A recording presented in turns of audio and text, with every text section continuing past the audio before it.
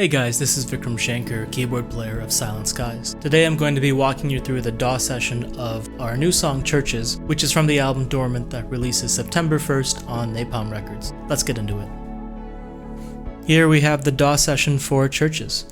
You can see that it's a lot of tracks. However, I should point out that a lot of these tracks are actually the same instrument that I've recorded on multiple different tracks. Depending on if I tweak the sound separately between verse and chorus, or as the song progresses, then I have a bit more flexibility in the mixing stage. So what I'm going to do in this video is I'm going to go through all the tracks, all the different instrumental components from top to bottom, look at some of the details and explain some of the thinking behind some of the decisions we made. And then at the end I'm going to go over the vocals as well. So if you've ever wanted to hear Tom Englund isolated vocal parts in all of their glory, you're going to want to stick around to the end of this video. Let's start with the pianos here. The pianos are always a very important part of our sound. You can see here the felted pianos that were recorded at my parents' home in Cleveland, Ohio. This is a very important piano to me. It's the piano I grew up learning how to play on. So it's very important to me and very special. I've also used some MIDI pianos as well.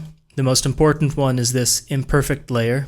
Imperfect Samples is the maker of this MIDI library, and it's a very bright sounding piano that I tend to layer with the real piano. The real piano is very muted, so adding this MIDI layer helps bring in a bit of brightness that might be lost otherwise. Let's have a listen to this verse. The verse you will hear has a very nice echo on it, which was Tom's idea. It's an example of Tom having a lot of ideas in the production phase, and he really thinks very carefully about the music, just as I think very carefully about the vocals. You know, the way that we do things is a lot more collaborative than him doing all vocals and me doing all music. So let's listen to this verse.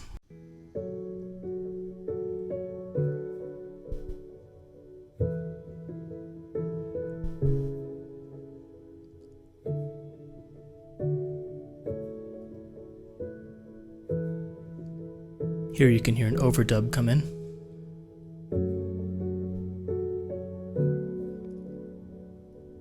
I did a lot of piano overdubbing on this album, kind of thinking about how a guitar player in a rock or metal band might do overdubs. They wouldn't just play one part because that's all they could do live. So I figured I might as well do the same thing with piano. Let's go on to the basses.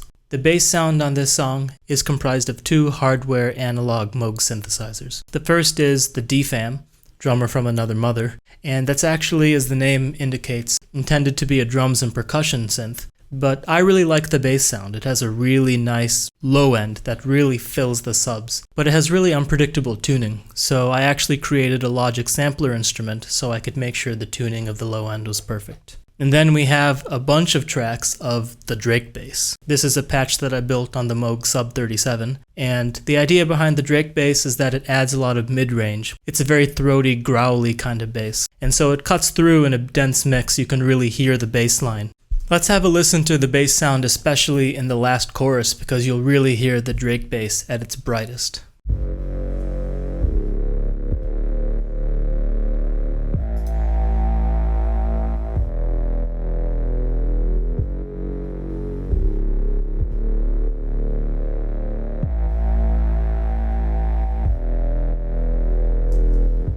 Let me also play this third chorus with the Drake bass on and off, because you'll hear just how much the bass line disappears when I get rid of the Drake bass.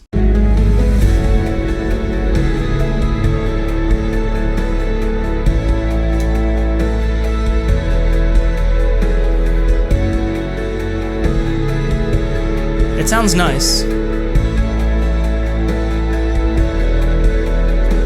but that Drake bass adds so much low-end character that I really love. It's a very important part of a lot of what we do, and the Drake bass can be found on nearly every song that we have, especially if it has this kind of big finish at the end. Let's move on to keyboards. There are some tracks here from the Sub-37 as well, but the most important keyboards to point out here are these tracks. These are from the Prophet Rev 2 by Dave Smith Instruments and Sequential. And the interesting thing here is that this song actually was first written as a demo for the Prophet. I had just gotten it, and the day that I received it, I fired up the first patch and started playing something. And that something became the main part of Churches. And I sent this to Tom basically just to show him how cool the Rev 2 sounded. And he told me, you should save this and turn it into a song. So basically we wrote a song around this idea, but this is all where it started. It came from the instrument and being inspired by its sound. So let's hear the main theme as it first appears. You'll see that there are a bunch of different tracks here, from dark, brighter, brightest. This is the same theme but played 3 different times, and the filter is opened with each one, with a bit more envelope as well, and a bit faster. And so basically I have on separate tracks relatively dark or bright versions of the same theme. But let's hear it with the bass, because when I wrote this, I actually was playing the Prophet with one hand and the Moog with the other, which is what I do in our music video for the song as well.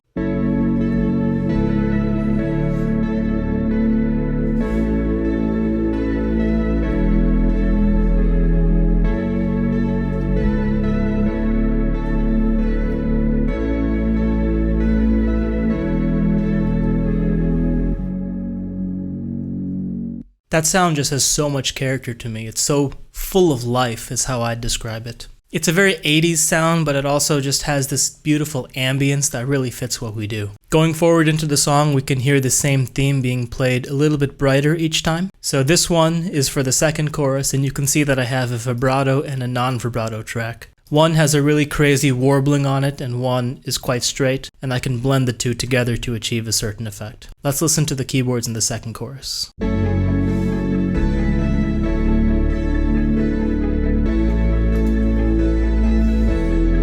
There's also an arpeggio here.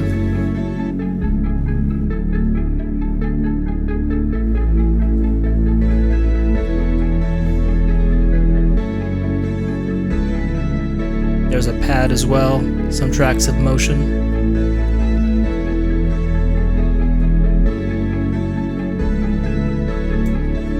And then if we listen to the third chorus, you'll hear the brightest version of this theme, with the filter open the most, and this is probably the most 80s pop version of the theme, I would say, which I absolutely love. It's such a nice sound.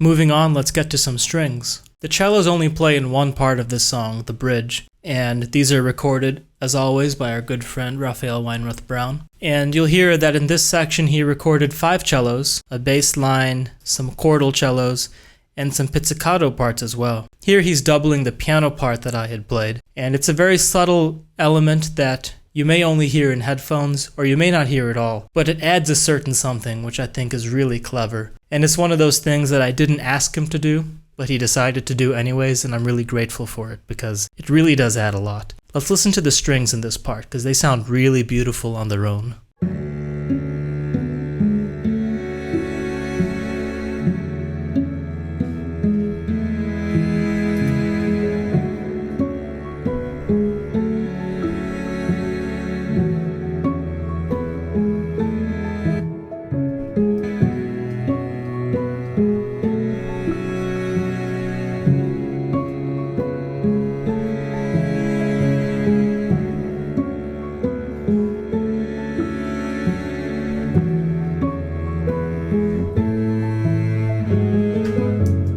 So lovely and tasteful. Now let's get into guitars. This is very new for us. We've never had guitars on our music. Not even just like this, but never at all. It's very special to bring in guitars and to think about using them in kind of less obvious ways, so you may not always hear that it's a guitar. But it's actually playing a very prominent role, which I'll show you. Let's listen to the different layers of the guitars that I'm doing in the last chorus. First we have some power chords.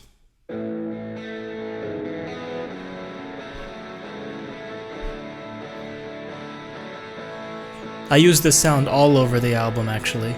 This is the sound of, I believe, either my Stratocaster or my Telecaster. Nice, bright Fender sound. Next, there are some clean guitars, very chimey, maybe U2, Anathema, Coldplay kind of guitars.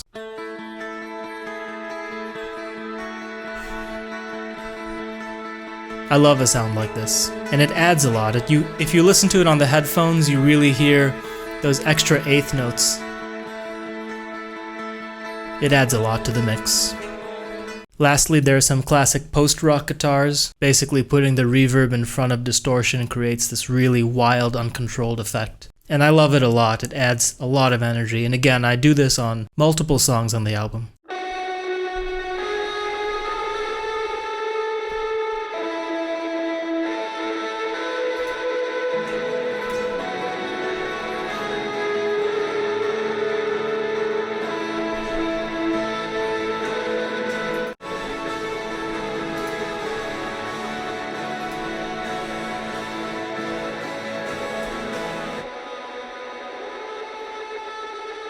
Tremolo guitar, another classic post-rock thing. Looking real quick at the drums, there are two basic drum sounds here. The first half of the song is electronic drums, and these are all from the Moog DFAM, so nice analog drums here. Let's listen to some of those. I love this kick sound, and the snare sound as well is very nice and ambient. The hi-hat as well is from the DFAM. It was really cool to work with analog drum machines on this album instead of using a lot of MIDI and software stuff. Then in the last part of the song, we pretty much switched to real drums. And this is very interesting. We haven't done this before, bringing in real drums into our sound instead of just programmed electronic stuff.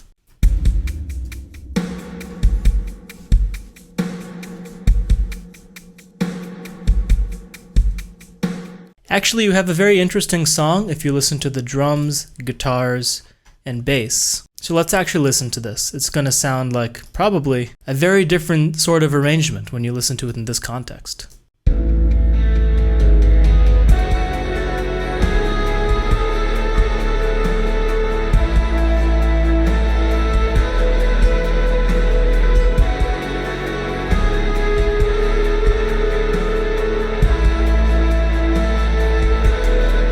In that context, this sounds like a rock song, which I think is really interesting. It's another example of us bringing in new elements to our sound. A huge part of the whole Dormant process was not being closed-minded about the different things that we were experimenting with. If we wanted to give something a try, we did it. Why not, right? I should point out that if you mute the guitars, actually this sounds very empty all of a sudden. You may not immediately hear this layer of guitars in the final mix, but if I mute the guitars, it's like you really lose something immediately.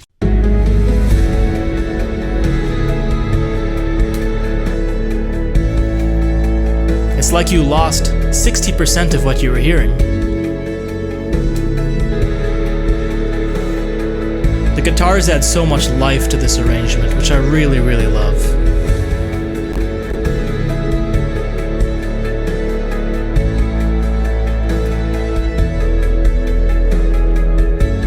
It's an amazingly drastic difference, actually.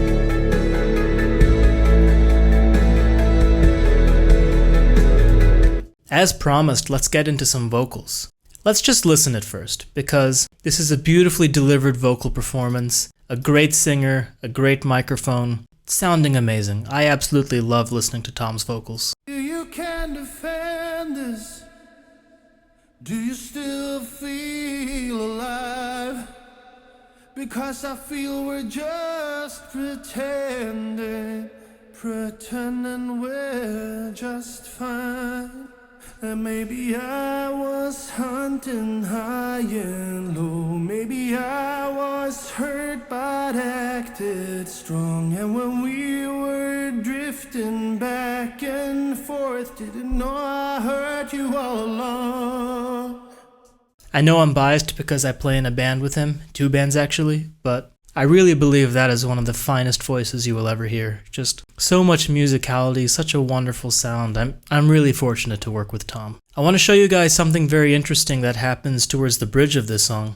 There's a nice echo effect that you'll hear, and actually, Tom recorded that himself in real time when he was singing. Actually, from the demo, he just sang and moved his mouth back from the microphone. Classic, old school live effect. And it was actually just to show me what he wanted to be done properly in the mix. So I created the delay effect, and he actually didn't like it. He told me to try to use his original demo idea, because he didn't sing it perfectly in time. There's a little bit of variation, the pitch warbles a little bit. So I ended up using some plugins to make his performance sound like an echo throw, using a plugin like this Arturia Mellow-Fi, which I absolutely love. The result is a really nice sounding vocal throw that has fragility and variation.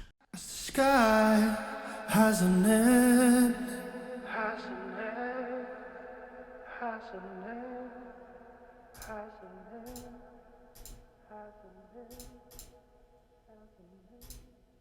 It's one of those examples of Tom and I thinking about imperfection, preserving the right amount of imperfection to make things sound lifelike and human, to feel alive really, because if things are too perfect they don't really feel alive, but at the same time, we're pretty obsessive about how perfect things should be. There's a lot of thought that goes into what should be perfect and what should be imperfect, and how should things be imperfect. Now let's listen to the last chorus, in which I actually lay down a bunch of vocals as well. You'll see a lead vocal, some backing vocals from Tom, and 3 tracks from me, but each of these tracks actually is a submix of about 16 different vocals that I recorded, so actually I've got between 48 and 50 vocals right here, in combination with the 1, 2, 3, 4, 5, 6 that Tom has done. Really, I just wanted to do something that sat below his vocals in volume, but added some nice thickness, made things feel really anthemic. I actually should say that when we wrote this chorus, we spent time together on Zoom, maybe 1 to 2 hours, and he and I together worked on this chorus. We tweaked every melody, we tweaked every lyric, and honestly, by the end of those 2 hours, I was just so confident that this was the best chorus that we had ever written. It's so special for me, and every time I listen back to it, I remember how we felt when we came up with it, just how excited we were. So let's listen to the vocal arrangement and just hear how nice and big and lush this sounds. Maybe I was hunting high and low. Maybe I was hurt and acted strong. And when we were drifting back and forth, didn't know I hurt you all. More layers come in here. Maybe I was hunting high and low. Maybe I was drifting back and forth. Maybe I was all too high.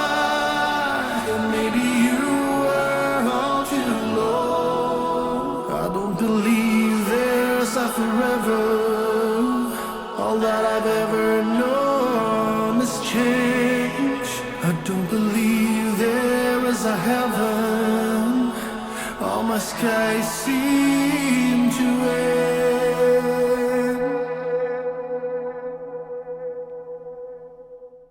To close, let's just listen to this last chorus with everything going on, and just hear all these details that I've mentioned, hear them all in context.